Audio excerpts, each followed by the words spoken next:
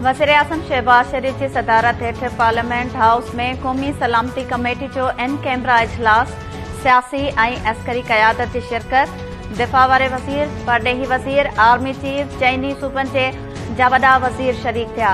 Army chief general Asim Munir DTI साए समेत लाॻापियल अख़्तियारनि मजमूई सिक्योरिटी सूरतहाल बाबति ब्रीफिंग ॾिनी।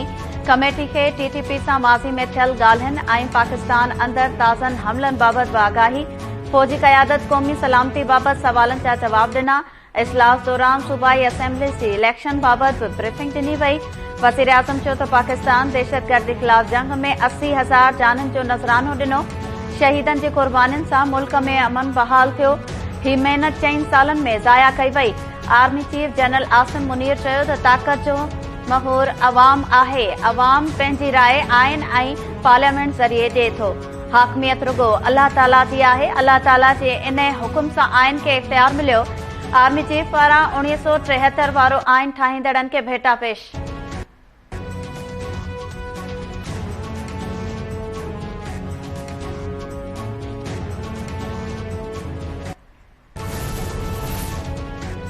सुप्रीम कोर्ट पंजाब में चूंडनि लाइ स्टेट बैंक के सिधी रीत इलेक्शन कमीशन के 21 अरब रुपया जारी करण जो हुकुम ॾेई छॾियो। फंड्स मिलण बाबति सूमर ते रिपोर्ट पेश करण जी हिदायत।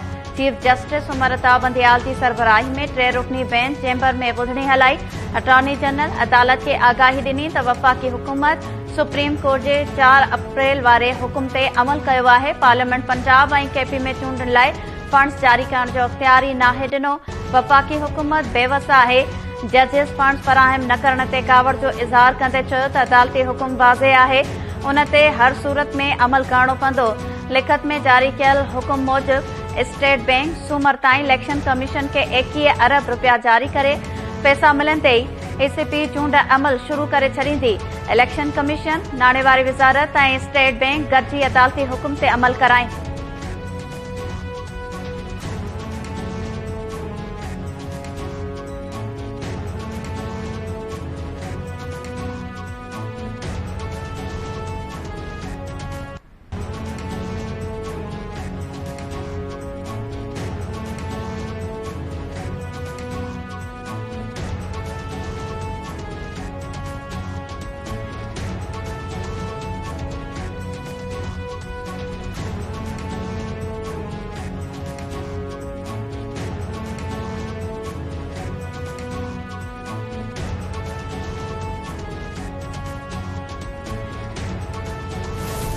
ये ऐवान पार्लियामान की कानून साजी का मुसलमा दस्तूर इख्तियार सलब करने की सुप्रीम कोर्ट ऑफ पाकिस्तान की जारहाना कोशिश को सख्ती से मुस्तरद करते हुए दो टोक अंदाज में वाजे करता है कि इख्तियार सलब किया जा सकता है और ना ही इसमें मुदाखलत की जा सकती है। ये ऐवान शदीद तशवीश का इजहार करता है कि पार्लियामेंट के मंजूर करदा Supreme Court Practice and Procedure Bill मुजरिया 2023 को वजूद में आने, आईनी और कानूनी अमल के नतीजे में तकमील पाने और नाफिजुल अमल होने से पहले ही एक मुतनाज़ा और एक तरफा 8 रुकनी बेंच में जेर समात लाकर पाकिस्तान की तारीख में एक स्याह वर्क का इजाफा कर दिया गया है। Now I put the resolution to the House. The question is that the resolution as moved be adopted. All those in favor of the resolution may say aye. All those against it may say no. I think the ayes have it and consequently the resolution is adopted. क़ौमी assembly गॾियल parliament मां मंज़ूर कयल supreme court procedure and rules bill ते अदालती हुकुम खे रद्द करे छॾियो। सुप्रीम कोर्ट जी 8 रुकनी लॉजर बेंच जे स्टे वारे फ़ैसिले ख़िलाफ़ मज़म्मती ठहराव मंज़ूर। पीपल्स पार्टी जे MNA अली मूसा गिलानी ठहराव पेश कंदे चयो त पार्लियामेंट मां मंज़ूर कयल बिल कानूनी नाहे बणो। इन ते तकड़ में स्टे जारी करे मुल्की तारीख़ में कारी ज़रब लगाई वई। ऐवान वफ़ाक़ी हुकूमत खे हिदायत करे थो त अदालती फ़ैसिले जो जाइज़ो वठी कदम खयां वञनि। ऐवान में दयामीर भाषा डैम जी रक़म बोर्ड मुतासिरनि ते ख़र्च करण वारो ठहराव बि मंज़ूर।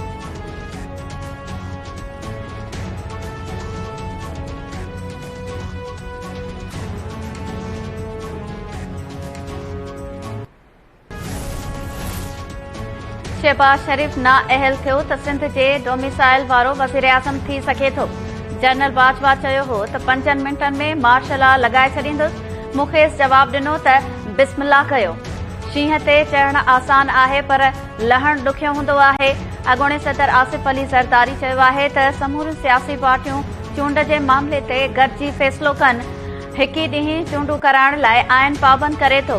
असां कॾहिं बि इलेक्शन खां नाहियूं भॻा आइन जा पाबंद आहियूं। मुंहिंजे ऐं इमरान ख़ान जे डोमिसाइल में फ़र्क़ु आहे।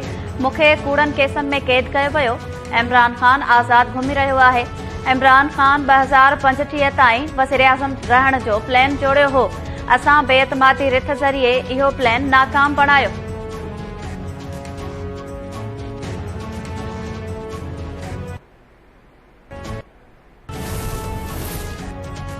क़ौमी सलामती कमेटी जी गॾिजाणी दहशतगर्दी बाबति हुई। ही इजलास अदालतुनि लाइ को पैगाम नाहे। परॾेही वज़ीर बिलावल भुट्टो ज़रदारी जी पार्लियामेंट हाउस में गैर रस्मी ॻाल्हि ॿोल। बिलावल चयो त इजलास में रुगो क़ौमी सलामती जे मामलनि ते ब्रीफिंग ॾिनी वई। इजलास दहशतगर्दी वारे मामले ते हो। उन में अदालतुनि लाइ को बि पैगाम नाहे।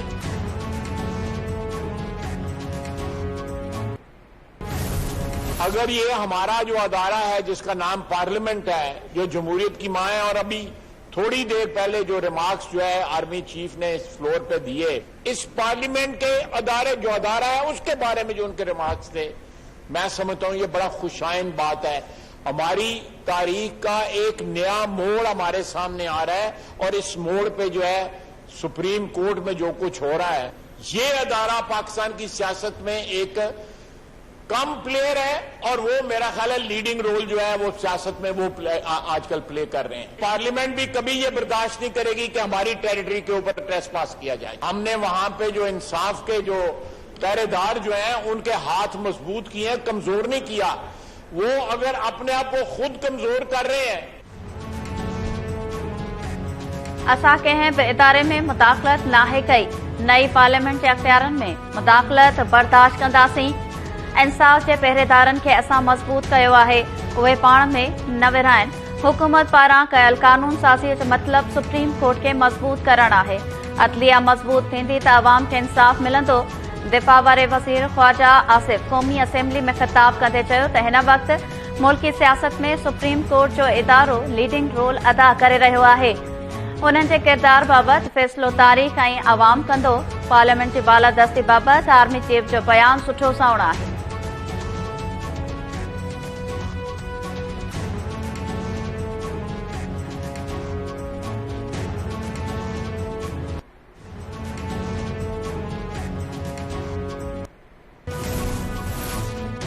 सुप्रीम कोर्ट जे तर्जुमान जजिस में मुबैना झेड़े वारनि ख़बरुनि जी तरदीद करे छॾी।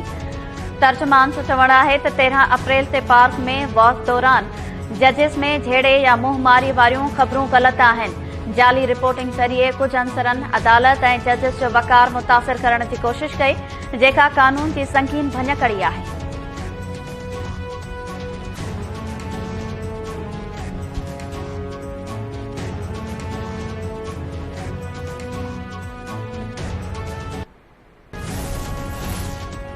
सुप्रीम कोर्ट जे चीफ जस्टिस उमर अता बंदयाल समेत सुप्रीम कोर्ट जे 8 जजिस ख़िलाफ़ जुडिशियल काउंसिल में रेफरेंस दाख़िल। मियां दाऊद एडवोकेट पारां जमा करायल रेफरेंस में chief justice, justice Ijazul Ahsan, justice Munib Akhtar, justice Mazahir Naqvi, justice Muhammad Ali Mazhar, justice Ayesha Malik, justice Hasan Azhar Rizvi ऐं जस्टिस शाहिद वहीद खे धुर बणायो वियो।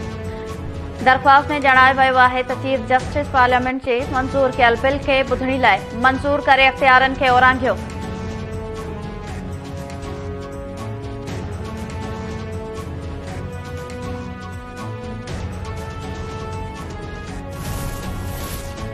Lahore high court PTI chairman Imran Khan ते इस्लामाबाद जे रमना थाणे ते दाख़िल केस में 26 अप्रैल ताईं हिफ़ाज़ती ज़मानत मंज़ूर करे वरिती। इमरान ख़ान खे लाॻापियल अदालत में पेश थियण जी हिदायत। इमरान ख़ान चयो त सियासी इंतकाम जो निशानो बणायो पियो वञे। हुक्मरान पाण खे मिलियल एनआरओ खे बचाइण जी कोशिश करे रहिया आहिनि।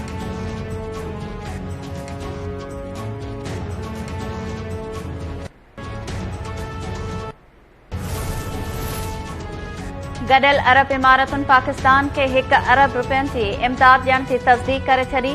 नाणे वारे वज़ीर इसाक डार चयो आहे त स्टेट बैंक गॾियल अरब इमारतुनि जे इख़्तियारनि सां राब्ते में आहे। IMF खे बि मामले खां आगाह कयो वियो आहे। चीन खां बि $30 करोड़ स्टेट बैंक खे मिली विया।